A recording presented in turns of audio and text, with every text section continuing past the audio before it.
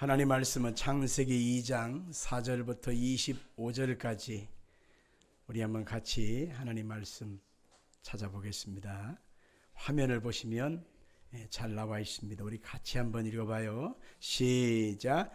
이것이 천지가 창조될 때에 하늘과 땅의 내력이니 여호와 하나님이 땅과 하늘을 만드시던 날에 여호와 하나님이 땅에 비를 내리지 아니하셨고 땅을 갈 사람도 없었으므로 들에는 초목이 아직 없었고 밭에는 채소가 나지 아니하였으며 안개만 땅에서 올라와 온 지면을 적셨더라. 여호와 하나님이 땅에 흙으로 사람을 지으시고 생기를 그 코에 불어넣으시니 사람이 생명이 되니라. 여호와 하나님이 동방에 에덴의 동산을 창설하시고 그 지으신 사람을 거기 두시니라. 여호와 하나님이 그 땅에서 보시기에 아름답고 먹기에 좋은 나무가 나게 하시니 동산 가운데에는 생명나무와 선악을 알게 하는 나무도 있더라.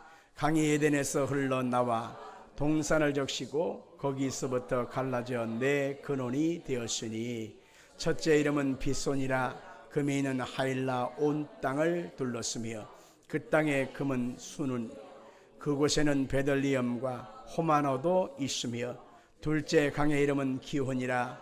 구스 온 땅을 둘렀고 셋째 강의 이름은 hit데겔이라. 아수르 동쪽으로 흘렀으며 넷째 강은 유브라데더라. 여호와 하나님이 그 사람을 이끌어 에덴 동산에 두어 그것을 경작하게 지키게 하시고 여호와 하나님이 그 사람에게 명하여 이르시되 동산 각종 나무의 열매는 네가 임으로 먹되 선악을 알게 하는 나무의 열매는 먹지 말라. 네가 먹는 날에는 반드시 죽으리라 하시니라. 여호와 하나님이 이르시되 사람이 혼자 사는 것이 좋지 아니하니 내가 그를 위하여 돕는 배필을 지으리라 하시니라. 여호와 하나님이 흙으로 각종 들짐승과 공중의 각종 새를 지으시고 아담이 무엇이라고 부르나 보시려고 그것들을 그에게로 이끌어 가시니 아담이 각 생물을 부르는 것이 곧 그 이름이 되었더라. 아담이 모든 가축과 공중의 새와 들의 모든 짐승에게 이름을 주니라. 아담이 돕는 배필이 없으므로 여호와 하나님이 아담을 깊이 잠들게 하시니 잠들매 그가 그 갈빗대 하나를 취하고 살로 대신 채우시고 여호와 하나님이 아담에게서 취하신 그 갈빗대로 여자를 만드시고 그를 아담에게로 이끌어오시니 아담이 이르되 이는 내 뼈 중에 뼈요 살 중에 살이라. 이것을 남자에게서 취하였은즉 여자라 부르리라 하니라. 이러므로 남자가 부모를 떠나 그의 아내와 합하여 둘이 한 몸을 이룰지로다. 아담과 그의 아내 두 사람이 벌거벗었으나 부끄러워하지 아니하니라. 아멘 아멘. 우리가 지난주에 이어서 우리가 창세기 1장씩 매 주마다 하나님 말씀을 우리가 공부하고 은혜를 받는 시간을 갖고 있는데 많은 사람이 성경을 읽겠다, 내가 성경을 한독하겠다 마음은 먹지요. 그런데 많은 사람이 대다수가 창세기를 띄지를 못해요. 아직 이 자리에도 지금 창세기 한 번도 제대로 읽어본 분이 있을 거예요. 모르긴 몰라도. 그래서 오늘 매 주일 성수만 잘해도 창세기 1장부터 50장까지는 기본으로 뛸 수 있어요. 그래서 여러분들이 하나님의 은혜를 입고서 하나님 뜻은 이것이구나, 하나님이 기뻐하는 것이 이것이구나 발견하는 여러분 되기를 바랍니다. 오늘 본문을 통해서 우리는 하나님이 사람을 만드시다 라는 제목으로 우리 한번 같이 나눠보겠습니다. 창세기는 하나님께서 어떠한 언약을 세우시고 그 언약을 어떻게 완성해 가시는가를 주제로 삼고 있는 책인 것이죠. 그래서 창세기는 한마디로 언약의 책이다. 하나님과 사람과의 언약이 가운데 있는 바로 그런 책이다라는 것입니다. 창세기 1장에서 지난 2장 3절까지의 창조기사는 하나님이 천지와 만물을 창조하셨다라고 하는 내용으로 가득 채워 있습니다. 그런데 오늘 본문 우리가 읽은 2장 4절부터 끝절까지는 직접 언약을 맺은 당사자인 사람에게 초점을 두고 있다는 것입니다. 하나님이 여섯째 날까지 창조를 마치시고 마지막 창조하신 그 존재가 사람인데, 사람을 통해서 하나님이 어떤 뜻을 갖고 계시고 어떻게 하나님이 진행해 가시는가를 우리가 알 수가 있는 것입니다. 우리가 먼저 할 것은 인간은 하나님과 교제하는 영적 존재로 창조하셨다는 것입니다. 같이 합시다. 인간은 하나님과 교제하는 영적 존재로 창조하셨다. 아멘. 사람은 너무 힘들거나 정신없이 살다 보면 자기 자신의 정체성을 잃어버릴 때가 많습니다. 나는 누구냐? 어디에서 와서 왜 살며 어디로 가느냐? 나는 지금 뭐 하고 있느냐? 나 스스로가 지금 나를 잃어버리고 헤맬 때가 참으로 많지 않습니까? 그런데 사람이 누구냐라고 하는 질문을 끊임없이 하는 학문이 있는데, 그게 바로 철학이라고 하는 학문인 것입니다. 수많은 학자들이 수천 년 동안 다양한 연구를 통해서 사람은 이런 거다 저런 거다, 어디에서 왔고 어떻게 되는 것이다, 수많은 학설을 얘기해 놓았지만은 오늘날도 새로운 학설들이 나오면서 그 많은 사람들이 정확한 대답을 주지 못하는 것입니다. 왜 그럴까요? 그것은 많은 사람들이 갖고 있는 생각들이 다르기 때문에 그런 것입니다. 인간은 살아갈 때 태어나는 순간부터 울면서 태어나고 울면서 인생을 살다가 울면서 인생을 끝나게 되어 있잖아요. 그러니 눈물과 탄식으로 시작해서 사람은 후회와 한숨으로 인생을 끝낸단 말입니다. 이러한 사람의 불행과 괴로움과 고통을 누구도 분명한 해답을 주지를 못하고 있습니다. 왜 그럴까요? 그 학문적인 연구가 하나님의 말씀의 근거에서 그들이 생각하지 않고 사람의 온갖 지식과 지혜를 가지고 사람들이 고민하기 때문에 해답이 없는 것입니다. 우리 인간에 대한 모든 해답은 어디서 찾아볼 수 있느냐? 우리는 하나님의 말씀에서 그 해답을 찾아볼 수가 있는 것입니다. 창세기 1장은 인간을 하나님의 창조된 형상, 하나님이 만드신 형상을 따라 만들었다고 말하고 있는 것이죠. 사람은 하나님과 교제하는, 영적으로 교제하는 존재로 만들었다고 성경은 말하고 있는 것입니다. 우리 한번 성경 창세기 1장 27절 28절 2장 7절 같이 한번 읽어봅시다. 시작. 하나님이 자기 형상 곧 하나님의 형상대로 사람을 창조하시되 남자와 여자를 창조하시고 하나님이 그들에게 복을 주시며 하나님이 그들에게 이르시되 생육하고 번성하여 땅에 충만하라. 땅을 정복하라. 바다의 물고기와 하늘의 새와 땅에 움직이는 모든 생물을 다스리라 하시니라.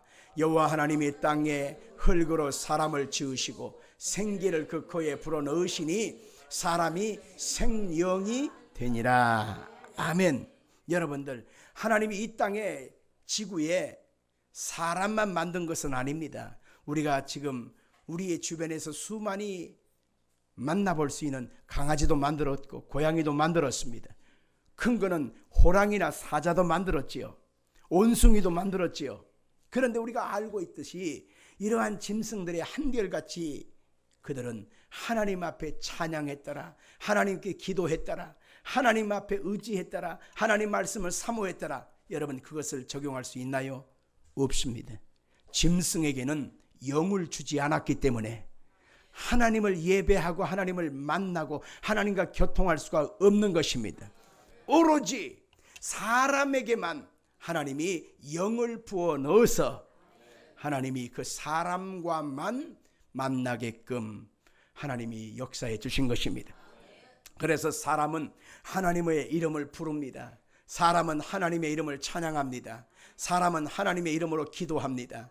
하나님의 말씀을 사모합니다. 이렇듯 그 영적 존재로 하나님이 사람을 만들었기 때문에 사람은 끊임없이 하나님과 만나고 하나님의 은혜를 입어야만 그 사람의 존재가 확실해지고 건강해지게 되고 회복될 수가 있는 것입니다. 사람을 만들 때 하나님이 흙을 모아가지고요, 개어가지고요, 하나님의 모양과 형상을 따라 만드는 거예요. 어떤 사람은 눈이 땡글한 사람, 어떤 사람이 눈이 찢어진 사람, 어떤 사람은 눈이 세모인 사람, 어떤 사람은 귀가 큰 사람, 귀가 작은 사람, 어떤 사람은 코가 그냥 큰 사람, 어떤 사람은 벌렁코로 만들기도 하지요. 어떤 사람은요, 이 턱이 동그랗게 만든 사람, 어떤 사람은 계란형으로 만든 사람, 어떤 사람의 목은 긴 사람, 어떤 사람은 짧은 사람, 좌우지간 여러 가지로 만들었는데, 이 세상에 사람이 아무리 많이 있어도 똑같은 사람이 하나라도 없습니다. 뱃속에서 나온 쌍둥이일지라도 다 모양이 다르단 말입니다. 그런데 그 모든 것은 누가 만들었냐? 하나님이 만들었는데, 하나님의 모양과 형상을 따라서 만들었는데 진흙 인형을 먼저 만든 것입니다. 진흙 인형. 근데 그 진흙 인형의 코에다가 하나님이 입을 쑥 대시고 하고 하나님의 호흡을 불어넣었어요. 그게 바로 하나님의 생기가 들어간 것입니다. 그러자 그 몸속에 하나님의 영이 들어오자마자 그 사람이 생영, 살아있는 영적 존재가 되었다라고 말하고 있는 것입니다. 할렐루야. 여러분과 제가 하나님을 예배하고 하나님의 앞에 찬양하고 하나님께 기도할 수 있는 것은 우리 속에 하나님의 영이 우리 속에 들어와 계시기 때문에 하나님을 예배할 수가 있는 것입니다. 우리는 영적 존재이기 때문에 하나님으로부터 은혜를 덧입지 못하고는 살아갈 수가 없습니다. 어린아이가 엄마가 잠시만 떠나도 두려워서 무서워서 걱정이 돼서 울음을 울지 않습니까? 마찬가지로 우리는 영적 존재이기 때문에 하나님이 내 속에 함께해 주시고 나를 끊임없이 지켜주신다 할 때는 기쁨과 용기와 담대함이 생깁니다. 그러나 하나님이 나와 함께하지 아니하고 하나님이 어디 계신지 잘 모르겠다, 나 혼자 그냥 외로운 사람으로 버림받은 것처럼 느껴질 때는 두려움이 엄습합니다. 고통이 엄습합니다. 염려와 탄식이 엄습합니다. 무섭습니다. 세상 사는 것이 고통스러운 것이지요. 그래서 우리 속에 하나님의 영을 불어넣으심으로 말미암아 우리가 하나님 앞에 영적 존재로서 하나님의 자녀된 권세를 가지고 은혜 입은 복된 사람으로 세상사 문제를 당하고 염려를 당하고 어려움을 당해도 승리하며 살아갈 수 있도록 만들어 주신 것입니다. 영적 존재가 된 아담에게 하나님이 다른 피조물들을, 다른 짐승들의 이름을 지을 수 있는 권세도 주셨고, 그리고 에덴 동산에서 발원하는 4개의 큰 강이 있잖아요. 그 큰 강의 물줄기가 그냥 넘실넘실하게끔 하나님의 은혜를 주신 것입니다. 강이 없고 물이 없으면요, 농사를 지을 수가 없잖아요. 나무가 메말라 죽을 수밖에 없잖아요. 꽃이 필 수가 없어요. 그래서 하나님이 사람이 있는 곳마다 큰 강이 흐르게끔 만드심으로 말미암아 사람의 인생과 사람의 삶 속에 하나님의 복이 되어지게끔 만들어 주신 것입니다. 그래서 하나님의 영이 들어와 있는 사람은 하나님을 예배하고 하나님을 섬길 때 그 속에 넘치는 소망과 세임이 넘쳐나게 되는 것입니다. 성경 요한복음 4장 23절 같이 읽겠습니다. 아버지께 참되게 예배하는 자들은 영과 진리로 예배할 때가 오나니 곧 이때라. 아버지께서는 자기에게 이렇게 예배하는 자들을 찾으시느니라. 하나님은 영이시니 예배하는 자가 영과 진리로 예배할지니라. 아멘. 우리가 오늘 성경 창세기 2장에서 볼 수 있는 중대한 사건은 하나님이 사람된 아담과 하와에게 하나님이 먹을 것과 먹지 말아야 될 것을 분명히 얘기하고 있는데, 그게 바로 생명과실과 선악을 알게 하는 과실나무를 하나님이 주셨다라고 하는 것입니다. 자, 그러면은 생명과실, 생명과를 맺는 과실나무가 과연 어떤 의미가 있을까요? 생명나무란 곧 생명을 주는 나무라라고 하는 것입니다. 이 나무의 열매를 먹으면 내 안에 생명이 들어와서 소성되어집니다. 약했던 사람이 강건해지게 되고요, 무력했던 사람이 새 힘을 얻게 되고요, 자꾸 깔아지던 사람이 다시 한번 힘을 얻게 됩니다. 마음에 두려움이 있던 사람이 두려움이 사라지고 담대함이 생기게 되어지고요, 하나님의 생명이 우리 속에 공급되어지므로 우리가 어떻게 하나님의 사랑받고 있는지를 알게끔 하나님 만들어 주신 것입니다. 자, 창세기 2장 9절 말씀 한번 볼까요? 여호와 하나님이 그 땅에서 보기에 아름답고 먹기에 좋은 나무가 나게 하시니 동산 가운데에는 생명나무와 선악을 알게 하는 나무도 있더라. 아멘. 아담과 하와가 나중에 사탄의 유혹을 받아서 먹지 말아야 될 선악과 가시를 따먹습니다. 그리고 나서 그들의 영이 죽어버리고 함께 하나님이 주셨던 생명 과실 나무조차도 다 없어지고 말았어요. 먹을 수가 없게 되었어요. 그런데 이것이 다시 등장하는 성경의 구절이 어디냐?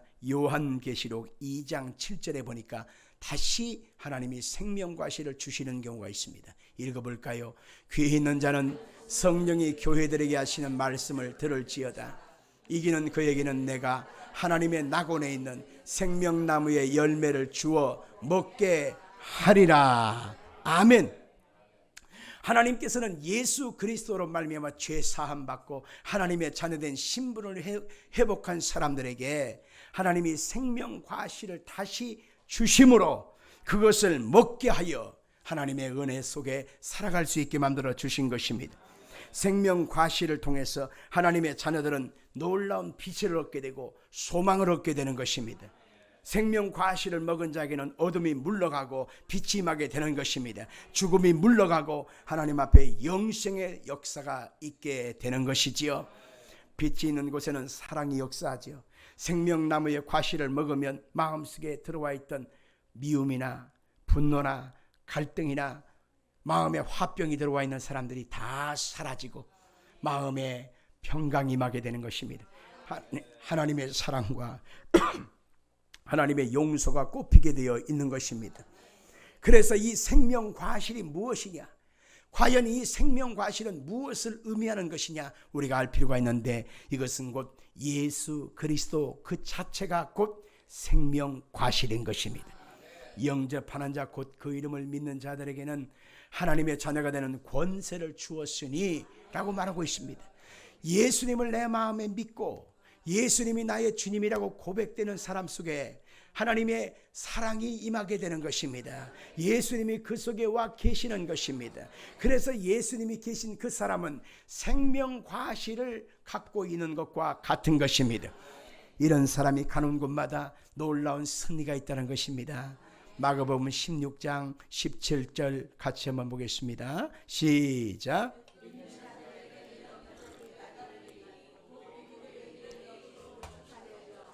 세방을 말하며 뱀을 집으며 무슨 독을 마실지라도 해를 받지 아니하며 병든 사람에게 손을 얹은즉 나으리라 하시더라. 우리 안에 예수님이 계시기 때문에 하나님의 생명이 충만합니다. 그래서 우리 속에 예수 생명으로 말미암아 우리 가운데 영적인 은사가 나타나고 놀라운 표적이 나타나는데 예수님의 이름으로 선포하는 순간에 귀신이 떠나가는 것입니다. 예수 이름으로 선포하는 순간에 새 방언을 말하고 뱀을 짚고 무슨 독을 마실지라도 해를 받지 않으며 병든 사람이 있을 때 예수 이름으로 손을 얹으면 낫는 역사가 있게 되는 것입니다. 성경에 보니까 아들이 있는 자는 생명이 있고 아들이 없는 자에는 생명이 없다고 했습니다. 예수님 자신도 스스로 말씀하시기를 내가 곧 길이요 내가 곧 진리요 내가 곧 생명이니 나로 말미암지 않고는 아버지께 올 자가 없다. 그렇게 말하고 있는 것입니다.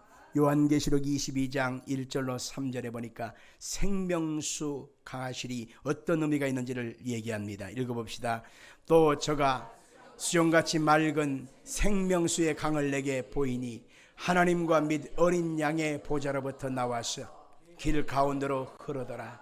강 좌우에 생명나무가 있어 12가지 열매를 맺되 달마다 그 열매를 맺고 그 나무 잎사귀 되는 만국을 치료하기 위하여 있더라. 아멘. 3절 읽어볼까요? 3절도 시작. 다시는 저주가 없으며 하나님과 그 어린 양의 보좌가 그 가운데 있으리니 그의 종들이 그를 섬기며. 아멘. 생명수 과실, 다시 말하면 예수 그리스도로 말미암아 구원받아 하나님의 자녀가 된 자에게는 생명수 과실이 있는 그곳에 소송하는 역사가 있는 것처럼 예수 그리스도와 함께하는 사람 속에는 하나님이 소송되어지는 역사가 있게 되는 것입니다. 이것은 영원한 하늘나라의 모습을 얘기하는데, 우리가 육신의 몸을 입고 이 땅에 사는 날 동안에는요, 육신은 피곤하지요. 지치집니다. 그리고 육신은 병들어요. 그리고 육신이 나이를 먹으니까 어느 순간에 보니까 그 꽃다운 예쁜 청춘은 다 사라지고, 어느 순간에 보니까 흰머리가 희끼디끼하고, 어느 순간에 쪼글쪼글 주름이 지고, 어느 순간에 보니까 웬 할머니가 서 있는 거예요. 웬 영감님이 거기 서 있는 것입니다. 당신 누구요? 누구냐니까? 누구긴 누구요? 너지. 끊임없이 자기 자신이 나라고 하는 사실을 인정하기 싫을 만큼 형편없이 우리의 모습이 후패되어지는 모습이 있습니다. 그러나 분명한 것은 성경에 이렇게 말하고 있습니다. 겉사람은 후피하나 우리 속은 날마다 새로워지는도다.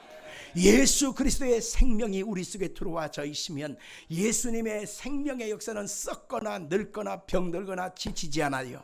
그래서 예수 생명 있는 사람은 독수리의 날개침 같은 새 힘을 얻을 것이요, 걸어가도 곤비치 않고 뛰어가도 피곤치 아니하게 하시리로다.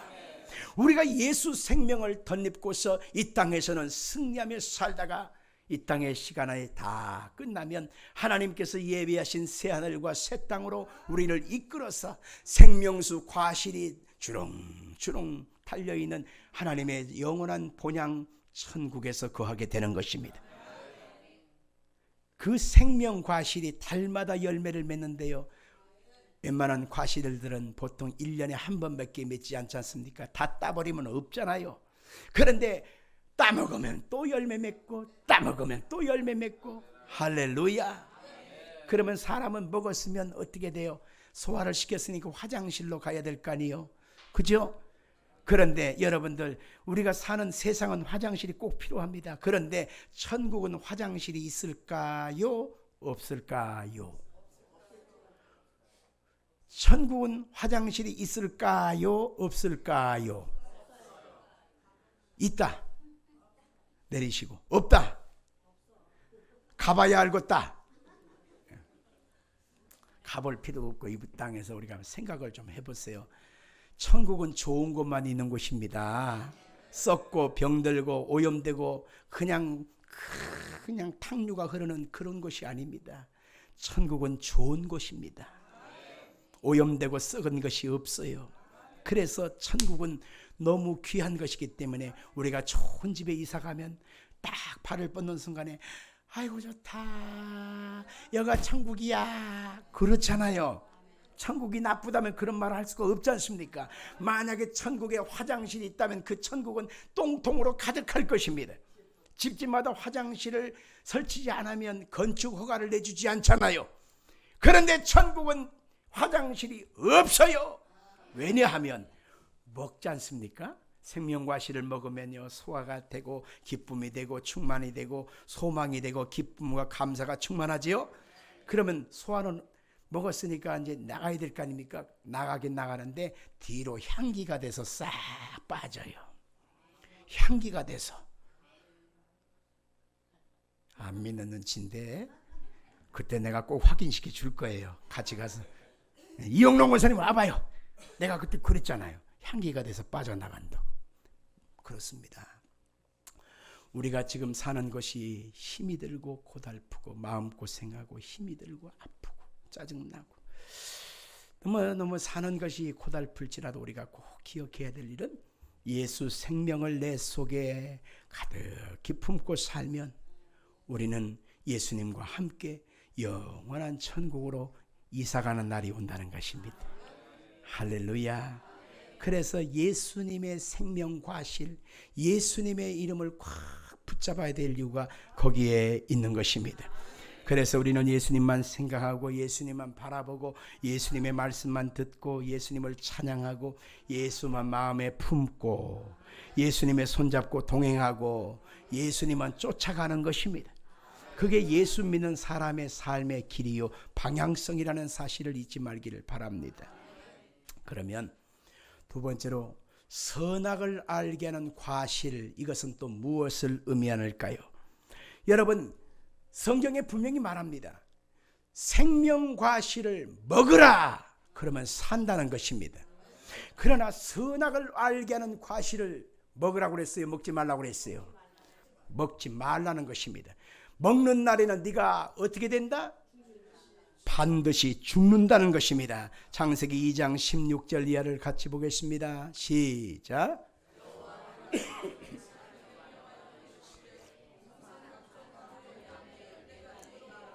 선악을 알게 하는 나무의 열매는 먹지 말라. 네가 먹는 날에는 반드시 죽으리라 하시니라. 아멘. 여러분, 생명과실은 예수 그리스도와 연결되어 있기 때문에 생명과실을 많이 먹으면 먹을수록 우리는 예수로 충만해지게 되는 것입니다.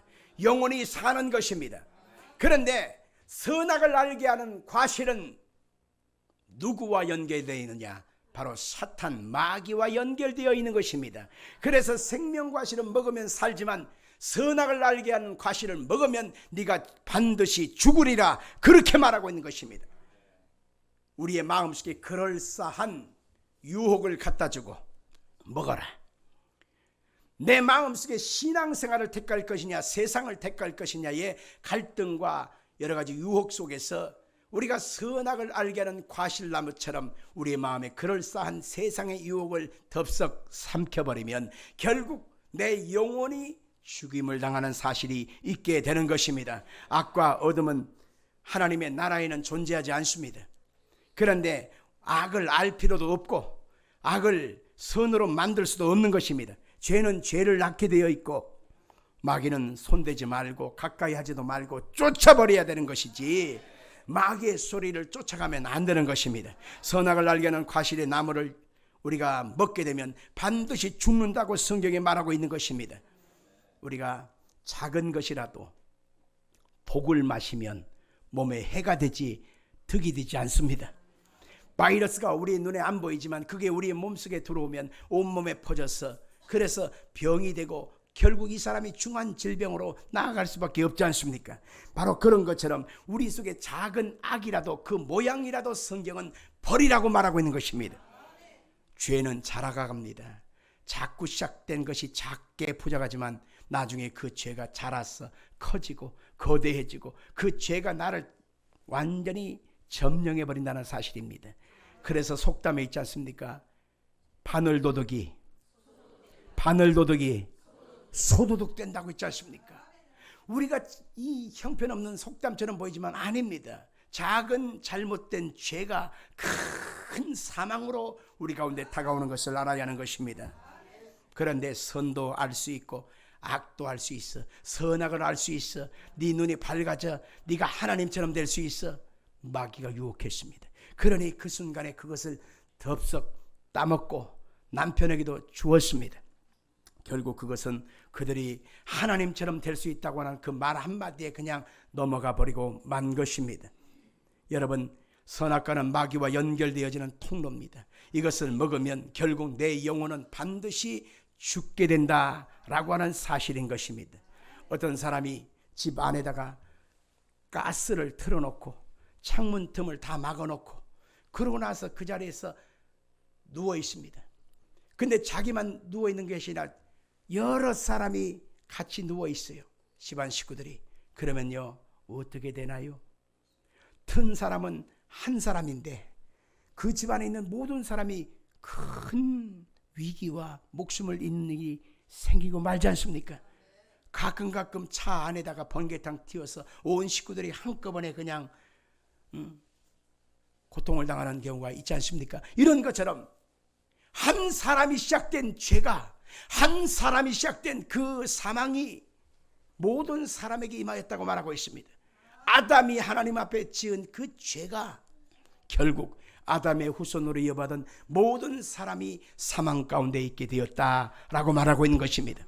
그래서 하나님의 아들 예수님이 육신의 몸을 입고 오셔서 아담이 저질러 온 이 모든 죄와 사망을 철폐하게 하여 하나님의 아들 예수님께서 육신의 몸을 입고 오셔서 사람으로 형용할 수 없는 죄악을 그 몸에 다 짊어지고 십자가의 몸을 찢으시고 피 흘려서 우리의 죄값을 청산해 버려서 이제는 아담의 모든 죄악이 깨끗게 씻어지고 예수님을 믿음으로 말미암아 우리의 죄는 용서받게 되어지고 하나님의 자녀된 신분을 회복하게 되어지고 에덴 동산에서 잃어버렸던 모든 축복과 은혜를 이제는 예수님 안에서 다시 우리가 차지할 수 있는 특별한 은혜를 주신 것입니다.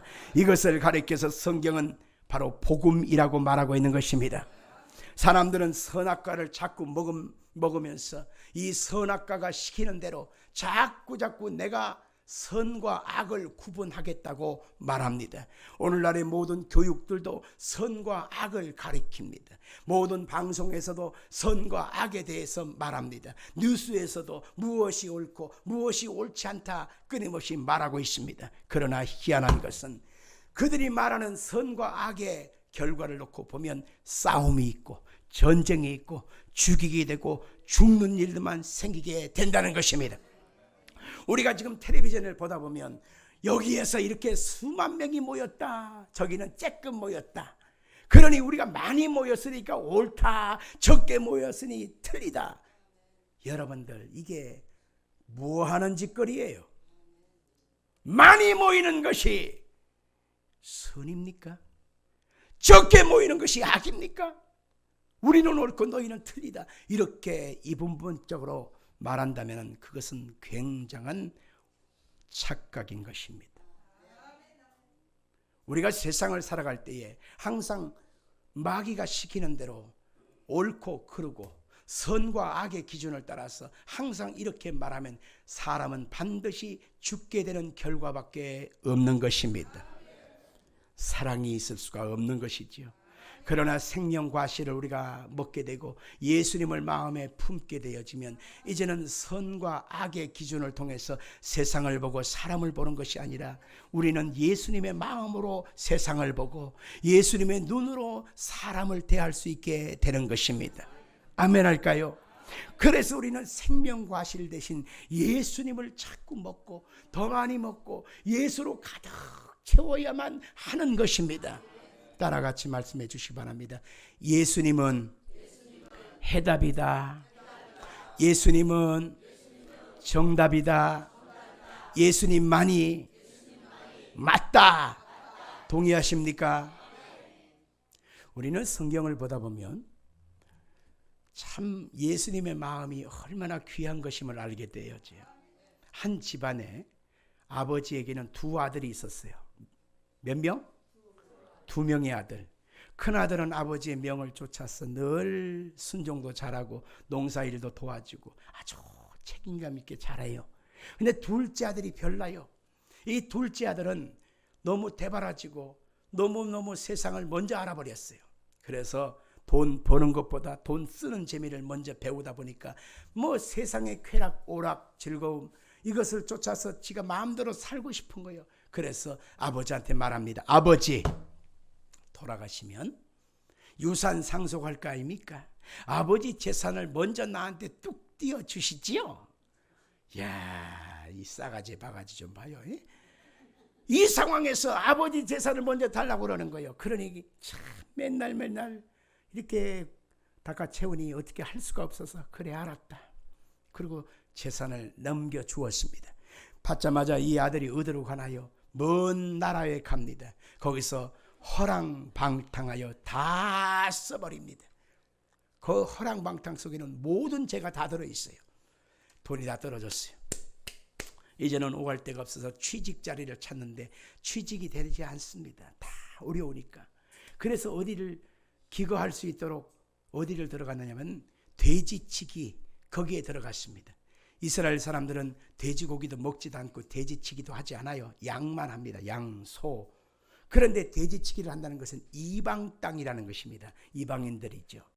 그래서 거기에 돼지막 옆에다가 그냥 덤불과 함께 그냥 자기의 잠자리를 거기다 꾸미고 돼지가 먹는 것을 서로 나눠 먹으면서 이렇게 사는데 어느 순간에 발이 미끄러져 갖고 돼지 우리 속에 톡 떨어졌습니다. 그러자 돼지가 와서 어떤 놈이 들어왔다고 해서 막 주둥이로 밀어내니까 온 몸에 돼지똥으로 다 얼룩얼룩해지고 말았습니다. 그 순간에 자기 자신이 어떤 마음이 들었을까요? 너무너무 처량하고 너무너무 기구하고 너무너무 불쌍한 자기 자신을 보게 됩니다. 내가 왜 여기까지 오게 됐지? 내가 왜 이 꼴을 당해야 됐지? 이게 뭐야? 이게 뭐야? 가만 생각해 보니까 자기가 아버지의 뜻을 너무 거슬린 거예요. 아버지에게 돌아가는 것만이 살 길인 것을 알게 되었어요. 그래서 아버지께 돌아와서 아버지, 내가 잘못했어요. 내가 죄를 지었어요. 나를 품꾼의 하나로 여겨주소서, 이렇게 말을 했습니다. 그러자 아버지가 그를 더러운 옷 벗겨놓고 새 옷 입혀주고 새 가락지를 끼워주고 신발도 신겨주고 살찐 송아지를 끌어다가 잡고 끌어안아주고 뽀뽀도 해주었습니다. 그런데 중요한 사실은 거기서부터 문제가 생겼습니다. 큰아들이 밖에 나갔다가 이 소리를 들고 이 사실을 알고 나서 눈이 뒤집힌 것입니다. 그리고 아버지한테 와서 말합니다. 아버지, 이럴 수가 있습니까? 어떻게 해요? 나는 아버지 집에서 명의 없이 이렇게 잘 내가 쇠가 빠지게 고생하는데 저 동생은 창기와 함께 돈을 다 멀어버리고 다 날려버린 저는 형편없는 놈이 왔는데 저런 놈을 저렇게 대우해 주십니까? 말이 안 되지 않습니까? 자, 여기서 우리는 큰아들의 태도를 봐야 합니다. 큰아들이 바로 선과 악을 가지고 선악과를 먹은 자의 눈을 통해서, 생각을 통해서 세상을 보고 사람을 보는 모습을 우리가 봐야 하는 것입니다. 그 사람 속에 내가 의인이요, 내가 잘났어, 나는 똑바로 살았어, 나는 괜찮게 살았어, 그러나 저 새끼는 저거 사람도 아니야 저거, 이렇게 하면서 손가락질하고 정죄를 했습니다. 과연 아버지는 어떤 결론을 내리십니까? 이렇게 얘기합니다. 애야, 너는 항상 나와 함께 있으니 이것은 다 내 것이로다.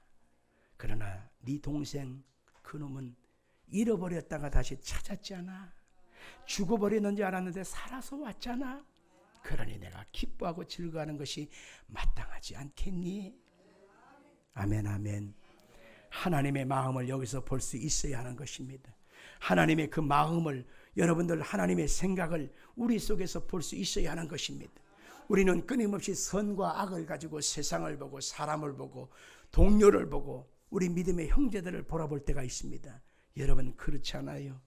우리가 잘나서 뛰어나서 구원받은 것이 아니라 주님의 사랑과 은혜를 덧입었기 때문에 우리가 여기까지 올 수가 있었던 것입니다. 그래서 우리는 예수님의 생명, 예수님의 그 마음을 가지고 살아야만 하는 것입니다. 또 우리는 성경에서 요한복음 8장을 보다 보면 또 희한한 내용을 볼 수 있는데요. 잘 들으세요. 요한복음 8장에 어떤 내용이냐면 다른 남자와 대낮에 바람 피우다가 들켰어요. 들키지나 말지 좀. 대낮에 다른 남자와 바람 피우다가 들켰어요. 그래가지고 사람들에게 완전히 이제 개망난이가 되는 거죠. 그래가지고 머리채를 질질 끌려가지고 막 사람들이 많은 거리로 왔어요. 마침 예수님이 그 자리에 계셨어요. 그냥 사람들이 그 여자를 갖다가 내동댕이를 치면서 이렇게 말합니다. 예수여, 모세의 율법에 보니까 이 여자는 돌로 때려 죽이라고 했어. 그러면 이 여자는 반드시 죽어야 되는데 예수여, 당신은 뭐라고 말하겠습니까? 그럴 때 예수님이 참 고민이 생겼습니다. 제가 어떤 남자 성도한테 이 얘기를 하니까 그 남자가 하는 말이, 아이고 그런 여자는 때려 죽여버려야 돼요. 죽여버려야 돼요. 이거 당장 나오더라고. 밉겠지. 그게 얼마나 고통스러운 순간인데 밉겠지. 근데 예수님이 그 순간에 갈등했습니다. 만약에 때려 죽여버리라 이렇게 말하면 예수님은 사랑과 용서를 말했잖아. 말이 안 맞잖아, 앞뒤가. 그 다음에 그 여자를 살려줘라, 놓아줘라. 그러면 예수님이 하나님 말씀을 전하는 분이잖아요. 하나님의 말씀을 통해서 왔잖아요. 하나님의 말씀을 위배하는, 거역하는 일이 되고 마는 것입니다. 그러니 살릴 수도 없고 죽일 수도 없는 갈등의 상황에서 예수님은 과연 어떻게 하셨나요? 이렇게 말하고 있습니다. 먼저 예수님이 손가락을 가지고 땅에다가 뭐를 쓰셨다. 그런데 그것을 뭐라고 말할 수 있느냐 하면 십계명을 썼다라고 볼 수 있습니다. 율법의 계명에 보면은 어느 한 사람 걸릴 사람이 없습니다. 여러분과 제가 아무리 똑바로 산다 하지만은 하나님의 말씀을 엄밀히 딱 펴놓고 우리한테 말한다면 여러분, 나 자신할 수 있어요. 나 완전한 의인입니다. 이렇게 말할 수 있는 사람이 얼마나 되겠습니까? 그런데 그 사람들을 향하여 예수님이 이렇게 말하고 있습니다. 너희 중에 죄 없는 자가 먼저 돌로 치라. 이렇게 말하니까 그 사람들이 돌을 갖고 있다가 다 던져버리고 다 도망가고 말았습니다. 그때 예수님이 그 여자에게 이렇게 말합니다. 여자여, 나도 너를 청지하지 않는다. 가서는 다시 죄짓지 말아라. 멋있지 않습니까? 예수님의 생명나무를 갖고 있는 사람들은 예수님처럼 생각하고 예수님처럼 바라보고 예수님처럼 사람을 대하고 예수님처럼 그렇게 말해야만 하는 것입니다. 요한복음 9장을 읽다 보면 예수님께서 또 특별한 사람을 만나는데 제자들과 함께 길을 가는데요, 날 때부터 눈이 멀어가지고 앞이 안 보이는 소경을 만났습니다. 사람이 눈을 못 뜨는 거예요. 그러니까 구걸하고 사는 것입니다. 얼마나 슬퍼요. 그런데 마침 예수님의 제자들이 그걸 보면서 예수님께 이렇게 물었습니다. 예수님, 이 사람이 소경되어서 앞을 못 보입니다. 그러면 이 사람이 소경된 것은 부모가 죄를 많이 지어서 죄값을 받는 것입니까? 아니면 저 사람이 죄를 지어서 죄값을 받는 것입니까? 이렇게 말을 물었습니다. 그때 예수님의 대답은 너무 완벽했습니다. 예수님의 대답은 그 부모의 죄도 아니다. 그 당사자의 죄도 아니다. 그러면 왜 소경으로 이렇게 삽니까? 그때 예수님이 하신 말씀이 이렇습니다. 하나님이 그를 통해서 하시고자 하는 일을 나타내기 위함이다. 하나님이 그 사람을 통해서 새로운 계획을 이루어가기 위함인 것이다. 다른 사람의 불행을 보고 다른 사람의 슬픔을 보고 우리는 쉽게 판단하고 쉽게 정죄하고 무슨 죄를 지어서 저렇거니 우리는 쉽게 단언하지만 여러분, 그런 것은 성경적인 자세가 아닙니다. 우리는 이 예수님께서 생명과실을 먹으라고 했지 선악과 과실을 먹으라고 하지 않았다는 사실을 알아야 합니다. 선악과 과실을 먹은 사람은 선과 악을 분별함으로 말미암아 기준하기 때문에 내 자신이 중심이 되고 내 자신이 완벽한 원칙이 되고 마는 것입니다. 그러면 그 사람은 하나님 앞에 죄와 사망으로 나아가는 길밖에 없는 것입니다. 오늘 보면 16절과 17절의 말씀을 한번 보겠습니다. 자, 우리 한번 읽어볼까요? 시작.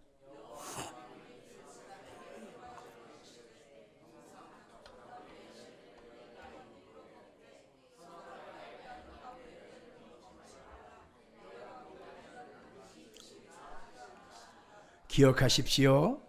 생명과실은 예수님과 연결되어집니다. 그러나 선악과는 마귀의 유혹의 통로가 된다는 사실을 꼭 기억하길 바랍니다. 자, 마지막 부분만 읽고 마치겠습니다. 우리 보면 창세기 2장 24절 25절 시작.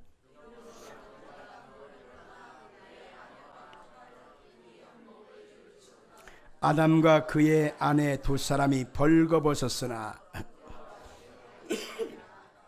자, 이 마지막 부분을 성경에서 오늘 2장에서 말하고 있음을 보게 되는데 아직 그들이 죄짓기 전이었기 때문에 부부가 된 그들이 벌거벗은 상태에 있었어요. 요즘같이 벌거벗고 밖에 나가면 난리가 나지요. 그죠? 그 다음에 요즘같이 추울 때 벌거벗으면 얼어 죽게요. 그만큼 에덴 동산은 따뜻했다 이렇게 볼 수가 있는 것입니다. 그런데 벌거벗고 그들이 다녔어도 부끄러워하지 아니했더라. 이게 바로 주님의 참 사랑이 있고 죄가 없는 인간의 모습과 같은 것입니다. 어린아이들은 벌거벗고 다녀도 뛰어다녀도 부끄러워하지 않습니다. 창피하지 않습니다. 어린아이의 심령이 바로 에덴 동산의 아담과 하와의 모습과 같은 것입니다. 그런데 오늘 보면 제가 창세기 2장을 보면서 깊이 묵상하면서 죄짓기 전에 벌거벗었으나 부끄러워하지 아니하더라 라고 하는 이 창세기 2장에서 성경은 끝냈어야 돼요. 아멘 하세요. 창세기 2장 오늘 마지막 절에서 성경을 끝냈어야 우리가 3장부터 나오는 고통을 당하지 않는 거거든요. 그런데 3장으로 넘어오면서 죄가 들어옵니다. 불행이 들어옵니다. 슬픔이 다가옵니다. 가난이 다가옵니다. 질병이 다가옵니다. 시험이 다가옵니다. 눈물과 탄식 속에서 그들의 인생을 살게 되는 장면으로 나가게 되어 있습니다.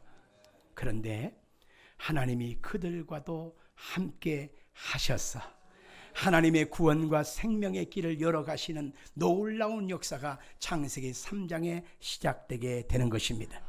우리는 하나님의 은혜, 하나님의 은총이 없다면 1분 1초도 살아갈 수가 없다는 사실을 얘기해 주려고 창세기 3장이 우리 가운데 있는 것입니다. 자, 다음 주일날은 창세기 몇 장 공부하지요? 읽어오세요. 기도하십시다. 살아계신